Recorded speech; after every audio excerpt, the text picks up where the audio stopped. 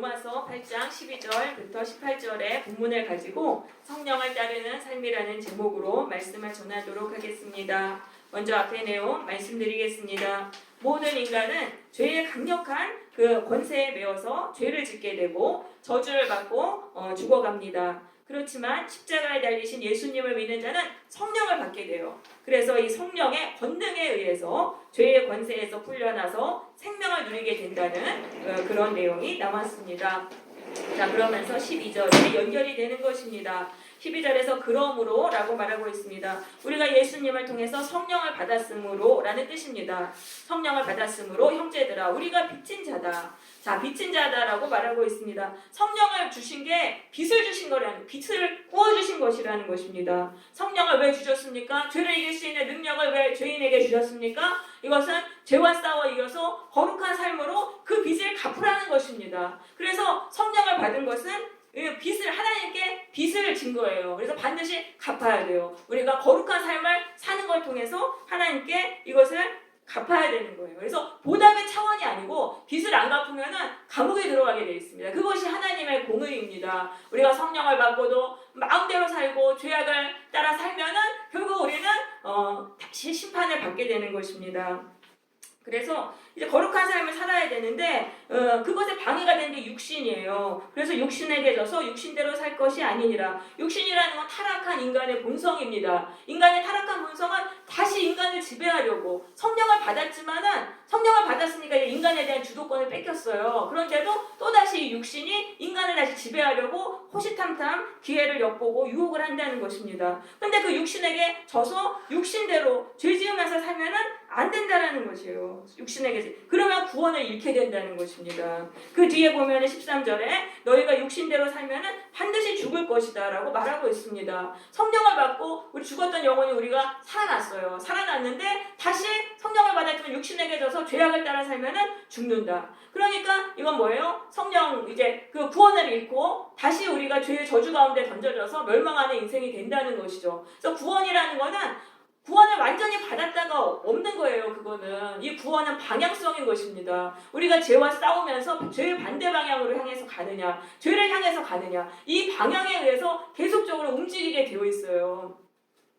자, 그래서 육신대로 살면 반드시 죽을 것이다 라고 이걸 말씀하고 있어요.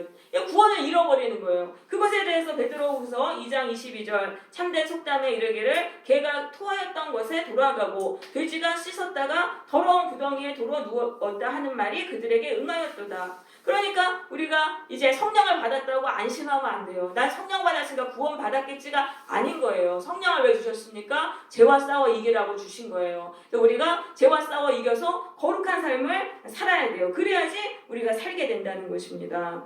그래서 13절에 보시면은 영으로서 몸의 행실을 죽이면 살리라 라고 말하고 있어요. 이 죽이면 현재형인데요. 헬라어에서 현재형은 계속을 말하는 것입니다. 계속적으로 죄를 죽이라는 것입니다. 죄가 끈질기게 안 죽어요. 끈질기게 안 죽이는데 계속적으로 죽이면은 계속해서 결국은 죄성이 죽게 된다는 것입니다. 그리고 우리가 살게 된다는 것이죠. 여러분, 바퀴벌레가 끈질기지만 계속 약을 치면 결국에는 바퀴벌레가 박멸되게 돼 있어요. 우리가 죄를 계속해서 죽이면은 예수님의 보혈로 계속 씻어내면서 회개하면서 계속 그렇게 죽이면은 언젠가는 우리가 죄를 충분히 죽일 수가 있어요. 죄를 죽일 수 있다는 건 죄를 내가 컨트롤할 수 있다는 것입니다. 죄에 끌려다니지 않고 죄를 억제하면서 살아갈 수 있다는 것이죠. 그래서 14절에서 무릇이라고 말하고 있습니다. 무릇이라는 거는 이게 중요한 핵심 내용입니다. 밑줄을 쫙 그어야 되는 중요한 내용이다. 하나님의 영으로 인도함을 받는 사람이 하나님의 아들이다. 하나님의 영으로 인도함을 받는 사람, 성령을 따라서 죄와 싸우는 사람이 하나님의 아들이다. 그럼 아들은 자녀하고 다른 거예요. 하나님의 아들이라는 건 상속자라는 거예요. 천국의 복을 상속받아서 천국의 복을 누리면서 살아가는 사람이라는 것입니다. 그러니까 하나님의 자녀가 있고 하나님의 아들이 있어요. 자녀는 어린 자녀예요. 예수를 믿으면 우리가 하나님의 자녀로 됩니다. 입양이 됩니다. 그런데 자녀는요, 아버지의 재산을 상속받을 수 없어요. 이 자녀가 자라서 장성한 아들이 돼야 되는 거예요. 그래서 이 아들은 그러면 어떻게 해야지 이 아들이 돼서 천국의 복을 상속받으면서 정말 천국을 누리며 사냐 하면은 어떤 사람이에요? 성령을 따라서 죄와 싸우며 사는 사람이 천국을 상속받고 살아가게 된다는 것입니다. 우리가 성령님께 순종해서 죄를 죽이고 죄와 싸우면 우리 안에 거룩한 성품이 만들어집니다. 그러면서 그 거룩한 성품으로 살아가는 그 세상이 바로 천국인 것입니다. 그래서 성령의 아름다운 열매를 맺는 알곡이 되면은 그때부터 천국을 상속받아요. 하나님의 아들이 돼서 천국을 상속받고 정말 이 죄악 세상에서 아무 걱정 근심에서 풀려나서 기쁨과 그 생명이 넘치는 천국의 복을 받고 살아가게 되는 거예요. 근데 성령을 받았지만 불순종하고 죄에 자꾸 순종하며 살았어요. 그럼 열매 없는 가라지가 돼가지고 심판의 불에 던져지게 되는 것이죠. 자, 그래서 우리가 어떤 죄와 싸워야 하는지 갈라디아서 5장 보겠습니다. 신약 308쪽 보시겠습니다. 신약 308쪽 갈라디아서 5장 16절 우리 찾아보겠습니다. 우리는 어떤 죄와 싸워야 하는가? 우리가 천국의 복을 받으려면 반드시 죄와 싸워야 됩니다. 갈라디아서 5장 신약 308쪽입니다. 16절 보시겠습니다. 내가 이르노니 너희는 성령을 따라 행하라. 그리하면 육체의 욕심을 이루지 아니하리라. 자, 성령을 따라 순종해서 죄와 싸우면은 죄를 죽일 수 있다는 것입니다. 그래서 19절에 육체의 일은 분명하니 음행과 더러운 것과 호색과 성적인 죄 이것과 싸워야 되는 것입니다. 20절에서 우상 숭배와 주술 이건 거짓된 종교의 죄와 싸워야 되는 것입니다. 그 다음에 이제 우리는 인간관계의 죄가 나옵니다. 원수 맺는 것, 적대감을 가지고 사람을 대하는 것을 버려야 되는 것입니다. 분쟁은 뭡니까? 그냥 다투는 거예요. 그냥 넘어가도 되는 거를 따지고 싸우는 거 이런 짓을 이제는 버려야 됩니다. 또 시기심, 이건 경쟁심이죠. 남을 잘 되는 거 싫어하는 마음을 싸워 버려야 돼요. 당지는 것, 사람과 편을 먹고 음모를 꾸미는 거예요. 이런 거를 우리는 이제 싸워서 버려야 돼요. 분열함, 사람들과 알력과 불화를 맺는 것을 말하는데 힘겨루기 이런 것들 버려야 됩니다. 이단이라는 건 분리되는 거예요. 그 단체에서 떨어져 나가는 거. 그냥 나 혼자 이렇게 살랜다. 외골수로 그냥 혼자 살아가는 거. 이런 것이 바로 이단이라는 단어에 이제 들어간 것입니다. 이런 것들이 다 인간 안에 있는 죄성이에요. 이걸 하고 끊임없이 싸우라는 거예요. 죄와 싸우지 않고 교회를 다니면 교회 와서도 똑같이 이런 죄를 짓게 되는 것이죠. 그러면서 22절에 성령의 열매는 그러니까 성령을 자꾸 그걸 버려라. 너 그런 죄 버려야지 천국의 복을 받는다. 그래서 죄와 싸우면은 어떤 열매가 우리 안에 맺히냐 하면은요. 사랑과 희락과 기쁨이 넘쳐요. 그래서 사랑이 막 넘치고 기쁨이 넘치고 화평, 마음의 평안이 와요. 또 오래 참음이 생겨요. 이 오래 참음이라는 건 인내를 말합니다. 내가 죄를 짓고 싶은데 죄를 참았어요. 죄와 싸웠어요. 그럴 때 내 안에 인내가 생기는 거예요. 그 인내는 사람의 그릇이나 마찬가지예요. 그러니까 사람의 그릇이 커지는 거예요. 내가 죄를 짓고 싶은데 그걸 싸워서 참으면 내 안에 그릇이 커져요. 그러면 이게 인생을 살아가는 큰 저력이 되는 것입니다. 큰 그릇이 되면 인생을 우리가 아주 잘 살아갈 수가 있어요. 그리고 자비라고 말하고 있습니다. 도덕적인 탁월함, 성숙한 인격을 말하는 것입니다. 양선은 착한 걸 말하는 거예요. 충성은 변치 않는 것, 변덕스럽지 않게 하나님께 충성하는 것. 나한테 유리할 땐 충성했다가 나한테 힘들어지면 배신하는 그런 게 아니죠. 항상 올곧게 하나님께 충성하는 그런 신앙을 말하는 것이죠. 온유한 것은 온순하고 겸손한 것을 말하고 절제는 자기 통제를 말하는 것입니다. 그래서 이런 죄들, 그런 것들, 그러면서 그런 열매가 막 생겨요. 그러면서 뭐라고 말하냐면 23절에 이 같은 것을 금지할 법이 없느니라. 어떤 권세도 이런 열매가 생기는 걸 막을 수 없다. 그러니까 저절로 이런 열매가 생긴다는 거예요. 어떻게 하면? 죄와 싸우면. 성령의 인도를 따라서 죄와 싸우면 저절로 우리 안에 이런 성품이 아름다운 성품들이 성령의 아름다운 열매들이 맺히게 된다. 그러니까 죄와 싸우는 거 따르고 성령의 열매를 맺는 게 따로가 아닌 거예요. 이게 같은 거예요. 내가 죄 안에서 죄를 죽이고 죄와 싸우면 내 안에 이렇게 아름다운 그런 성령의 열매들이 맺히게 되고 이런 성령의 열매를 맺고 살아가는 그 인생이 바로 천국의 인생이 되는 것입니다. 그래서 성품이 변화되는 게 구원이에요. 사람은요 자신의 성품을 따라서 인생을 살아가는 것입니다. 죄악된 성품으로 살면은 그냥 고통과 멸망의 인생을 살아가는 것입니다. 그렇지만 성령의 성품으로 살면 사랑과 기쁨이 넘치는 행복한 인생이 되는 거예요. 그러니까 나의 성품을 고쳐야 구원받는 거예요. 우리는 성령님께 순종해서 나의 죄와 싸워야 되는 것이죠. 그래서 15절 다시 로마서 15절 가보겠습니다. 로마서 8장 15절입니다. 너희는 이제 무서워하는 종의 영을 받지 않고 양자의 영을 받았다. 자, 이제 성령을 양자의 영이라고 말하고 있습니다. 양자의 영입니다. 그래서 로마 그 제국에는 당시에 양자를 많이 삼았습니다. 귀족들이 양자를 많이 삼아서 그러면 그 양자가 귀족의 신분이 되고 그 귀족 그 아버지의 재산도 다 상속을 받습니다. 그런데 이 성령이 양자의 영이다. 그래서 우리가 예수님 그 성령을 받으면은 성령님이 우리 안에서 계속 말씀해 주시는 거예요. 너는 하나님의 자녀야. 너는 존귀한 하나님의 자녀야.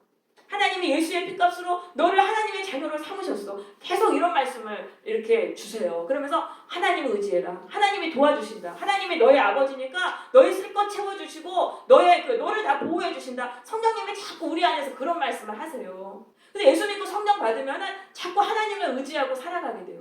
독립적으로 살아가지 않아요. 내 힘으로 사는 게 아니에요. 이걸 모든 하나님 아버지께 기도하면서 하나님 도와주세요. 나를 채워주세요. 이렇게 기도하면서 살아가게 되는 것입니다. 이것이 바로 성령을 받은 그 결과인 것입니다. 근데 내가 자꾸 성령을 받았는데도 자꾸 의심이 되고 불안하고 이거는요 성령 충만하지 않은 거예요. 교회 와서 성령 충만 받으면 그런 생각 다 사라져요. 하나님이 내 인생 다 책임지신다. 이 전능한 능력을 가지신 하나님이 나의 아버지다. 그게 자꾸 내 안에서 충만하니까 그런 걱정과 의심, 불안에서 다 풀려나게 되는 거죠. 그러면서 이게 무서워하는 종의 영이 아니다. 그러니까 성령은 무서워하는 종의 영이 아니다. 어떤 교회, 사이비 이단 교회 가면은요, 막 겁을 주는 거예요. 너 교회 안 나오면 하나님이 저주한다? 너 이 일 안 하면은 막 하나님께 큰 벌 받는다? 이러면서 막 종으로 사람을 막 부려요. 교회가 막 사람을 막 종으로 부리고 이런 거는 성령이 아니라는 거예요. 그건 악령의 역사라는 거예요. 그래서 성령은 뭐냐면은 하나님이 내 아버지니까 아버지를 사랑해서 섬기게 하는 이제 그런 영이 성령인 것이죠. 그러면서 이제 17절에서 이제 뭐라고 말씀하시냐 하면은요, 자녀이면은 이제 하나님의 상속자, 이제 천국의 복을 이제 상속받을 그런 사람인데, 그런데 그리스도와 함께한 상속자라고 말하고 있어요. 우리가 그와 함께 영광을 받기 위하여 고난도 함께 받아야 할 것이니라. 예수님은 십자가에서 부활 승천하시고 만왕의 왕으로 영광을 받고 계셔요. 그렇지만 그 전에 십자가의 고난을 당하셨잖아요. 우리도 예수님하고 똑같이 그런 길을 가게 된다는 것입니다. 천국의 복을 상속받은 건 굉장히 너무너무 영광스럽게 살아가요. 이 땅에서 사는 거예요, 그렇게. 근데 그 전에 반드시 고난을 받아야 된다는 거예요. 왜냐하면 이 고난을 통해서 우리가 죄를 버리게 되는 것입니다. 고난밖에 없어요. 우리가 죄를 어떻게 버리겠어요? 이 고난을 견디는 것을 통해서 영적인 상투합 현상이 일어나요. 죄가 그 안에서 빠져나가요. 그 고난을 인내할 때. 그러니까 하나님은 고난을 주시는 거예요. 그러니까 나는 고난 받기 싫다. 나는 복만 받겠다. 이게 기복신앙이거든요. 이건 잘못된 거예요. 고난을 꼭 견뎌야 돼요. 견고 받으면서 거기서 내 죄를 자꾸 거기서 죄가 이 고난의 용광로 속에서 죄악에다 녹아주는 거예요.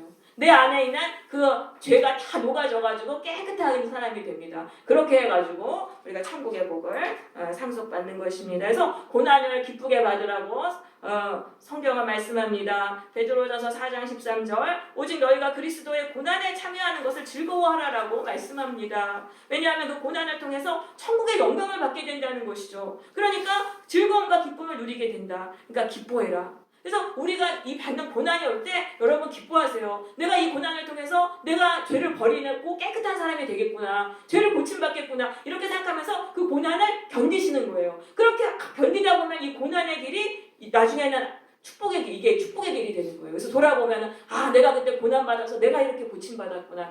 그런 것들을 깨닫게 되는 거죠. 18절에 생각하건대 계산해 보건대 현재의 고난은 장차 우리에게 나타날 영광과 비교할 수 없도다. 드디어 우리가 천국의 복을 상속받고 이 땅에서 정말 기쁘게 살아가는 그 인생이 왔을 때 그때 누리는 그 영광과 그 고난 받는 그 아픔하고 비교했을 때는 비교할 수 없다는 걸. 천국의 영광은 너무나 엄청나다. 충분히 우리가 고난을 당할 가치가 있다라고 말씀하는 것입니다. 우리 요한계시록 21장을 한번 보겠습니다. 신약 420쪽 한번 보세요. 신약 420쪽 요한계시록 22장에서는 이 우리가 천국의 그 아름다운 복이 얼마나 충만한지를, 그 천국의 그 복을 상속해서 살아가는 인생이 얼마나 아름다운 것인지를 말씀하고 있습니다. 신약 420쪽 요한계시록 21장 1절이 되겠습니다. 또 내가 새하늘과 새 땅을 보니, 이 새하늘과 새 땅이라는 것은 완전히 처음 경험하는 천국의 인생이라는 거예요. 우리가 죄악 세상에서 살아갈 때는 그런 인생을 살아본 적이 없어요. 하루 마음 고난했다. 그 다음 날 되면 또 걱정거리 생기고 또 힘든 일 생기고 딴 사람 죄 때문에 또 고통스럽고 그런데 이게 완전히 천국의 복이 되면 그런 거는 다 사라지는 거예요. 그러면서 처음으로 경험한 이게 정말 천국의 복을 누리는 삶이구나 이런 것들을 경험하게 된다는 것이죠. 그러면서 처음 하늘과 처음 땅은 없어졌어요. 저주받았던 인생, 고통의 인생은 완전히 사라지고 바다도 다시 있지 않더라. 바다는 혼동되고 요동하는 인생입니다. 그런 게 이제는 없는 거예요. 우리가 천국의 복을 딱 받으면은. 그러면서 2절에 또 내가 보니 거룩한 성 새 예루살렘이 하나님께로부터 하늘에서 내려오니 그 준비한 것이 신부가 남편을 위하여 단장한 것 같더라. 자, 이거는요, 이 연단의 고난을 통해서 죄를 버린 그 성도의 인격을 말하는 것입니다. 성도의 인격이 얼마나 아름다운지 이 고난의 연단을 견뎠어요. 거기서 그냥 꾹 참고 견뎠어요. 그러니까 죄가 다 빠져나가서 죄를 버린 그 성도의 인격이 얼마나 아름다운지를 말하고 있습니다. 3절입니다. 내가 들으니 보좌에서 큰 음성이 나서 이르되 하나님의 장막이 사람들과 함께 있음에 하나님이 그들과 함께 계시리니 죄를 버렸기 때문에 하나님과 막히는 게 없어요. 그러니까 하나님이 매 순간 그들과 함께 하시고 지키시고 보호해 주시는 거죠. 4절입니다. 모든 눈물을 눈에서 닦아주시니 다시는 사망이 없고 애통하는 것이 없으리라. 고통과 슬픔이 모두 사라지는 인생을 살아가게 되는 것입니다. 6절입니다. 또 내가 말씀하시되 이루었도다. 나는 알파와 오메가요 처음과 나중이다. 나는 변치 않다는 것입니다. 나는 동일하다. 내가 생명수 샘물을 목마른 자에게 값없이 주리니 이기는 자가 이것들을 천국으로 상속받으리라. 이기는 자는 뭡니까? 연단의 고난을 끝까지 인내한 사람이에요. 그래가지고 하나님이 고난을 주실 때 빠져나오면 안 돼요. 그 고난이 저절로 사라질 때까지 견뎌야 돼요. 그래서 인내가 바로 못 받는 지름길이에요. 하나님이 나를 이렇게 고난 속에 두셨습니까? 천국의 복을 주시려고. 그래서 그 고난을 끝까지 견뎌라. 견디면은 결국은 신앙에서 승리하고 이런 천국의 복을 받게 된다는 것이죠. 자, 그 다음에 이제 10절에 보세요. 10절에 이제 요한이 성령으로 가서 그 거룩한 성 예루살렘을 보니까 이건 성도의 그 존귀하고 영광스러운 모습을 말하는 것입니다. 하나님의 영광이 있어서 그 성의 빛이 지극히 귀한 보석 같고 벽옥과 수정같이 맑더라. 그러니까 죄에서 고침받고 깨끗하게 된 그 성도의 인격이 얼마나 존귀하고 얼마나 순수하고 얼마나 깨끗한지 몰라요. 여러분, 우리는 화려하고 외적으로 꾸미고 이런 거는요 아무것도 아니에요. 정말 그 죄를 버린 인격이 얼마나 아름답고 존귀한지 모릅니다. 16절에 보시면 그 성은 네모가 반듯해서 길이와 넓이가 같은지라. 그러니까 이건 인품이 아주 반듯한 것을 말하는 것입니다. 어느 한쪽으로 봐도 부족할 게 없어요. 흠잡을 게 없어요. 그런 인격으로 살아가게 되는 것이죠. 그러면서 17절에도 그 성곽을 측량하며 144규빗이시니 144는 12 곱하기 12 완전수입니다. 완전한 인격을 말하는 것입니다. 18절 그 성곽은 벽으로 쌓였고 그 성금은 정금인데 맑은 유리 같더라. 이것도 진실하고 순수한 인격, 투명하게 살아가는 거예요. 죄가 없으니까 꾸밀 게 뭐가 있어요. 이중적인 게 하나도 없죠. 그러면서 그 성곽에 보니까 여러 보석으로 꾸몄다. 이거는 그 죄를 버린 그 인격이 다방면으로 너무너무 아름답게 여러 면으로 보석같이 아름답다는 것입니다. 이런 면에선 이렇게 아름답고 이런 면에선 이렇게 아름답고. 그러니까 이렇게 불같은 연단을 통해서 정금같이 된 그런 그 인격을 가진 사람들이 천국의 복을 누리게 되는 거예요.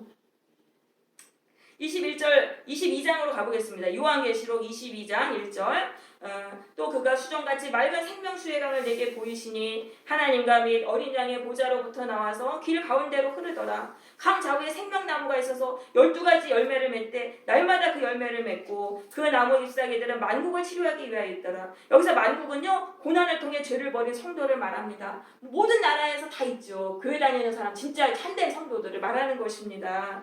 그러니까 천국의 복을 받는 사람들은 맨날 치유를 받는 거예요. 하나님 앞에 나오면은 과거의 상처, 트라우마, 고통 다 치유해 주세요. 우리가 과거에 당했던 모든 아픔들을 날마다 치유해 주세요. 그리고 이 세상 살면서도 사람들이 상처받잖아요. 그것도 오면은 금방 또 치료해 주세요. 그러니까 상처를 안 받아요. 그러니까 상처가 안 되니까 상처를 받지 않게 되는 거예요.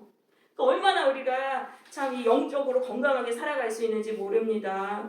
3절입니다. 다시는 저주가 없다. 죄를 버렸기 때문에 저주라는 거는 죄를 통해서 오는 거거든요. 죄를 버렸기 때문에 저주를 받을 일이 없어요. 그러면서 5절입니다. 다시는 밤이 없다. 이건 악한 영에게 미혹되는 일이 없다는 것입니다. 왜냐하면 성령님이 진리를 맨날 알려주시고 인도해 주시니까 악한 영에게 미혹당하는 그런 일이 없다. 그러니까 죄만 버리면 이렇게 엄청나게 복된 인생을 살아가는 거예요. 그러니까 창세기 3장에서 파괴됐던 그 저주가 어떻게 회복이 돼요? 예수를 믿고 고난의 연단을 통과한 사람이 요한계시록 1장 22장에서 여기서 구원을 받는 거예요. 이렇게 해서 성경이 이게 완성이 되는 거예요. 전체적으로 창세기 3장만 강조를 하는데 그러면 안 돼요. 성경의 끝이 이렇게 해서 딱 완성이 되는 것이죠. 구원이 완성이 되는 것입니다. 그래서 우리가 고난을 기쁘게 받아야 돼요. 그럼 우리가 고난을 받을 때 어떻게 해야 되는지 우리 히브리서 12장 가보겠습니다. 신약 366쪽입니다. 신약 366쪽입니다. 히브리서 12장 신약 366쪽입니다. 2절부터 보겠습니다. 믿음의 주요 또 온전하게 하시는 이인 예수를 바라보자. 그는 그 앞에 있는 기쁨을 위하여 그 부활의 승리와 영광이죠. 그거를 위하여 십자가를 참으셨습니다. 부끄러움을 개의치 아니하시더니 하나님 보좌 우편에 앉으셨느니라. 예수님은 고난을 인내하시는 것을 통해서 승리하시고 영광을 누리셨던 것이죠. 너희가 고난당할 때 피곤하며 낙심하지 않기 위해서 죄인들이 이같이 자기에게 거역한 일을 참으신 일을 생각하라. 예수님이 얼마나 엄청난 불의를 당하셨습니까? 얼마나 억울한 일을 당하셨습니까? 예수님은 그걸 참으셨다는 거예요. 그 부활의 영광을 위해서 참으셨다. 그러니까 우리도 그렇게 참으라는 거예요. 우리도 연단 받을 때 억울한 일을 엄청 많이 당해요. 악인들에게. 예수님하고 똑같은 길을 걸어가요. 악한 자들이 다 공격하고 다 그냥 나만 공격하고 억울한 일을 당하는데 그걸 견디라는 거예요. 예수님도 그걸 견디셔가지고 부활의 영광을 받으셨으니까 우리도 그걸 견뎌라. 그럴 때 우리 안에 있는 죄가 고침을 받는 거예요. 억울한 일을 내가 견디고 내가 참을 때 내 안에 있는 왜곡된 인격이 거기서 고침을 받게 되는 거예요. 4절 너희가 죄와 싸우되 아직 피 흘리기까지는 대항하지 아니하고 이거는 고난당할 때 피 흘리기까지 싸우라는 거예요. 피 흘리기 죄만 버리면 고난은 사라지고 천국의 복이 오는 거예요. 그러니까 고난 중에서 우리는 피 흘리기까지 죄와 싸워야 됩니다. 그러면서 아들들에게 권하는 것까지 너희를 권하신 말씀도 잊었도다. 내 아들아 주의 징계하심을 경히 여기지 말며 그에게 꾸지람을 받을 때 낙심하지 말라. 그러니까 하나님이 우리를 고치시기 위한 그 사랑의 매로 여기라는 거죠. 하나님 우리를 사랑하셔서 고난을 통해서 자꾸 연단하시잖아요. 7절에 너희가 참으면 징계를 받기 위함이라. 그래서 죄에서 고침을 받아야 되니까 그냥 참으라는 거예요. 하나님이 고통을 주시고 징계를 주시고 고난을 주실 때 거기서 빠져나오지 말라는 거예요. 거기서 빠져나오지 말고 그냥 끝까지 견디라는 거예요. 견뎌라. 그러면서 10절에 보세요. 오직 하나님은 우리의 유익을 위하여 그의 거룩하심에 참여하게 하시느니라. 그러니까 우리를 거룩하게 만드시기 위해 고난을 주신 거잖아요. 그러니까 고난 속에서는 우리가 빠져나가지 말고 그냥 견디라는 거예요. 견뎌라. 거룩한 인격으로 만드시기 위해 고난을 주신 거죠. 물을 징계가 당시에는 즐거워 보이지 않고 슬퍼 보이지만 후에 그로 말미암아 연단을 받은 자들은 죄가 빠져나갔어요. 그 끔찍한 고통. 죄가 빠져나가려면 고통을 정말 많이 겪어야 돼요. 우리의 인격에서 인격에 그냥 딱 달라붙어가지고 그냥 절대 안 떨어지는 죄가 어떻게 떨어져나가? 고난을 인내할 때 눈물로 기도하며 참으면서 인내할 때 거기서 그 죄가 거기서 빠져나가는 거예요. 그러니까 그렇게 빠져나가면은 의의 열매를 맺죠. 죄가 빠져나가면 의롭게 살아가잖아요. 의의 열매를 맺고 평강의 열매를 맺느니라. 이건 뭐예요? 고난이 떠나가는 거예요. 고난이 하나님이 고난을 왜 죄를 버리라고 주셨으니까 죄를 버리면 고난이 필요가 없죠. 고난은 다 떠나갑니다. 그래서 우리가 고난을 피하는 게 신앙의 목적이 되면 안 돼요. 고난을 피하는 게 신앙의 목적이 되면 안 되고 이 고난을 통해서 죄에서 고침받는 게 신앙의 목적이 돼야 되는 거예요. 안 그러면 고난이 떠나가다 또 와요. 왜냐하면 죄를 안 버렸으니까. 죄를 버려야 됩니다. 12절 그러므로 피곤한 손과 연약한 무릎을 일으켜 세우고 너희 발을 위하여 굳은 길을 만들어 저는 다리로 하여금 어그러지지 않고 고침을 받게 하라. 그러니까 징계를 받을 때는 죄를 고침받기 위해서 기도하라는 거예요. 내가 무슨 죄를 짓고 있나 나를 돌아보라는 거예요. 내 안에 제일 성령이 양심을 통해서 찌르시는 죄가 있어요. 그것만 버리면 되거든요. 그러니까 그거를 내가 버리기 위해서 자꾸 기도하라는 거예요. 징계가 떠나게 해주세요. 기도하지 말고 내 죄를 고치게 해주세요. 이렇게 기도하는 거예요. 나의 완악함과 죄를 회개합니다. 나의 죄를 보혈로 씻어주시고 고쳐주세요. 자꾸 이렇게 기도하라는 말씀이 되겠습니다. 그렇게 징계를 받으면서 죄를 버리기 위해 기도하면요, 죄를 빨리 버릴 수 있어요. 왜냐하면 징계가 너무 고통스러우니까 거기서 빠져나오기 위해서 정말 노력하거든요, 우리가. 그러니까 그때는 죄를 빨리 버려요. 그래서 고난은 떠나고 새 사람이 되어서 천국의 복을 받게 되는 것입니다. 천국을 상속받고 구원을 누리면서 살게 되는 거예요. 그 엄청난 그 천국의 복을 받으면서 새하늘과 새 땅의 인생이 돼서 놀라운 복을 받으며 살아가는 것이죠. 네, 이제는 말씀을 마치겠습니다. 우리가 예수님을 믿으면 성령을 받게 돼요. 그럼 이제 성령을 받았으면 성령을 따라서 살아야 되는 것입니다. 성령을 따르는 삶은요, 첫째로 성령님께 순종해서 죄와 싸우는 삶인 것입니다. 성령님을 받은 은혜에 그 빚을 갚아야 돼요. 빚을 갚기 위해서 죄와 싸우고 죄를 죽이고 성령의 선한 열매를 맺으면서 살아야 하는 것입니다. 죄와 싸워도 되고 안 싸워도 되고 그런 게 아니에요. 죄와 안 싸우고 그냥 내 고집대로 살면 멸망이에요, 멸망. 그러니까 우리는 죄와 싸워야 돼요. 두 번째, 아버지 하나님께 매 순간 맡기고 기도하면서 살아야 돼요. 내 힘으로 사는 게 아니에요. 하나님이 다 도와주시고 하나님이 우리를 다 지켜주시는 거예요. 그래서 이제 독립적인 삶이 아니라 하나님을 의지하고 기도하면서 살아야 하는 것입니다. 네, 세 번째로 연단을 위해서 주시는 고난을 끝까지 인내해야 하는 것입니다.